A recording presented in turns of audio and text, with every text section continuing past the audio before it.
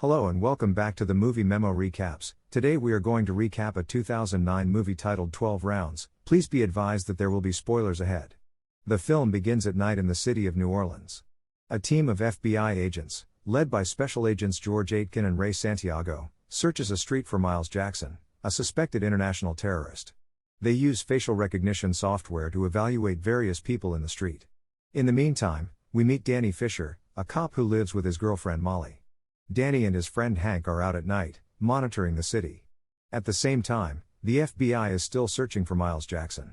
They plan to catch him with the assistance of a man named Samuel, who works for the terrorist. Samuel agreed to collaborate with the FBI in exchange for his brother's release.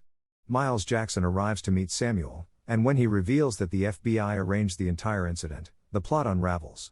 Samuel then shoots Miles in the chest and informs the FBI that if they release his brother, he will hand over Miles. Samuel tosses Miles into a van and drives away. Miles, donning a bulletproof vest, reveals his involvement in the plot as the FBI frantically attempts to apprehend them. However, Miles eventually betrays Samuel and murders him.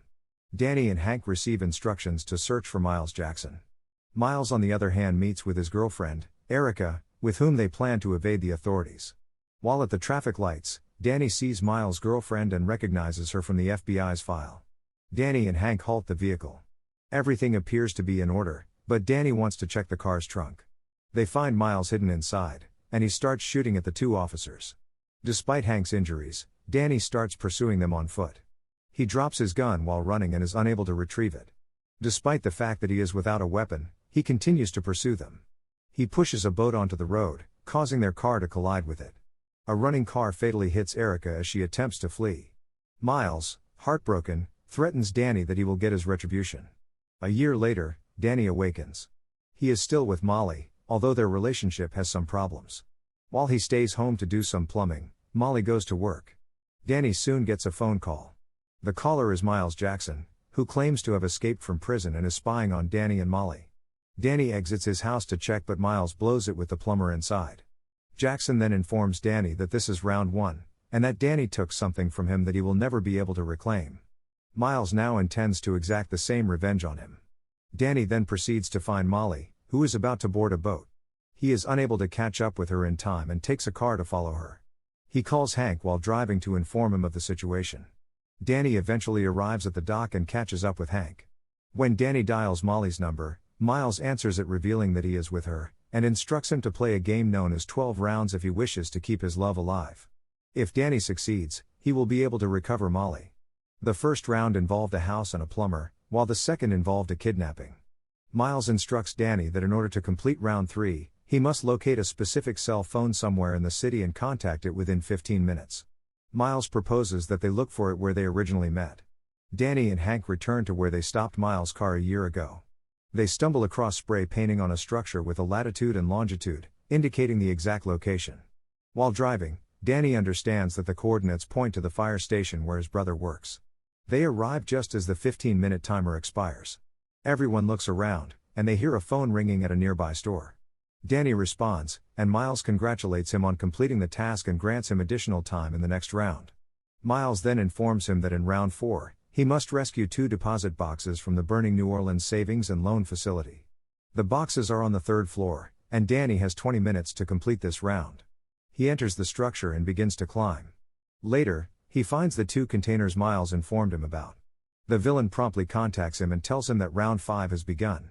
One of the boxes holds a bomb, while the other gives a hint for the next round. Danny must arrive on Nickel Street in less than 7 minutes, or the bomb will go off. Because it will take too long to descend the stairs, Danny decides to climb out the window with a roll of cable. He flees the building and, with about 4 minutes left, boards a fire truck and heads to Nickel Street. When he hears a disturbance coming from one of the containers, he almost makes it. Danny recognizes which one is the bomb and throws it into the river. The clue for round 6 is in the other box, and Miles tells him that if he can figure it out, he could get to see his sweetheart. While opening the box, the FBI hands Danny a new phone. They tell him that if he keeps Miles on the line for 30 seconds, they'll be able to find him. They open the box and find a key card to the Montalani Hotel. Danny and the FBI proceed to the designated chamber for the key card. Danny enters the hotel room and discovers images of Molly handcuffed to the bed. The FBI investigates the security camera footage and locates Miles. The villain is holding a placard that reads, "We are still here." They also notice Miles speaking with a hotel employee. Danny encounters Willie, an employee who tells him where he led Miles, an ancient elevator heading to the hotel's roof. Danny and Willie ride the elevator until a minor fee stops them. They try to call for help and come across a small laptop with a video of Molly reading a message from Miles.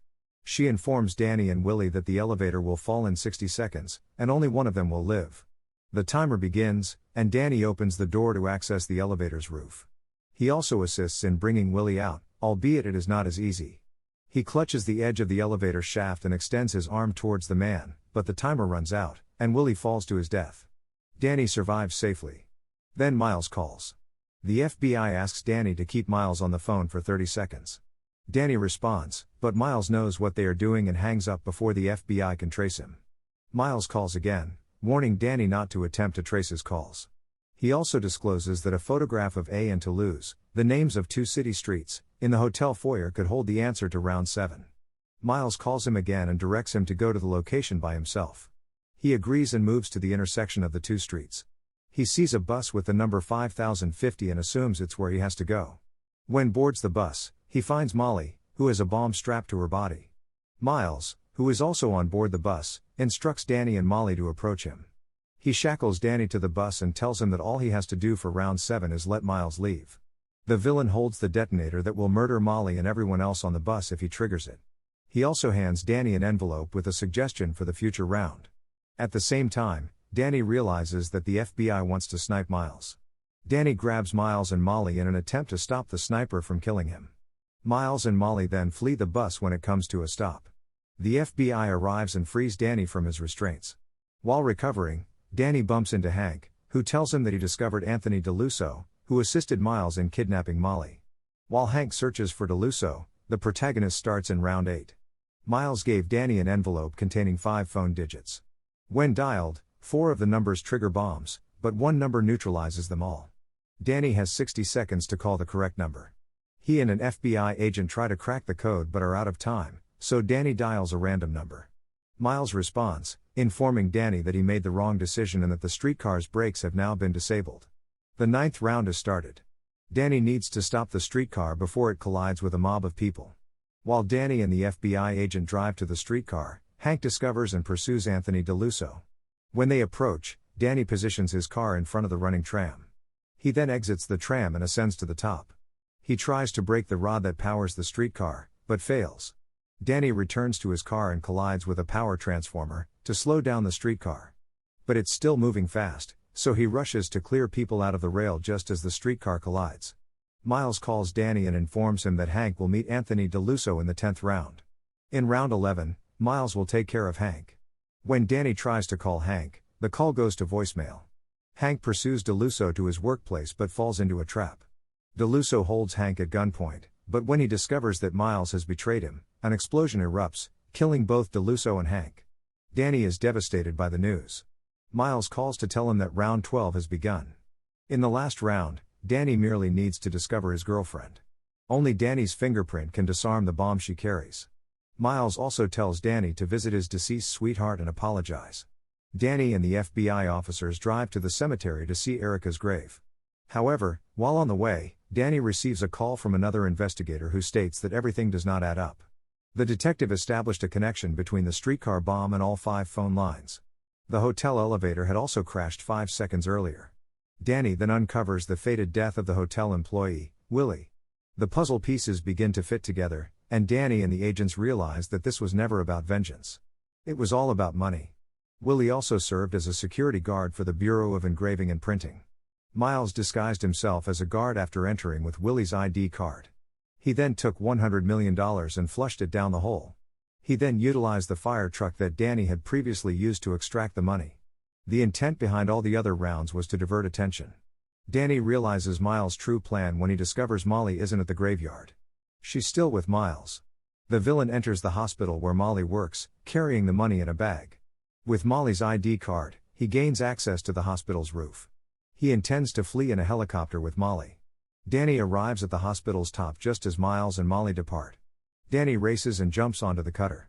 The villain tries to kill him, but he fights back. The two initiate gunfire within the aircraft, resulting in damage. Danny has finally gained the upper hand, but Miles detonates the explosives. Danny grabs Molly and leaps into a pool on the roof of a nearby building. With 30 seconds left before the aircraft explodes, they successfully land, killing Miles. Danny and Molly kiss when they realize they've made it and can be together again. Thanks for watching. If you are new, don't forget to subscribe for more of these recaps. Until next time, have a nice day.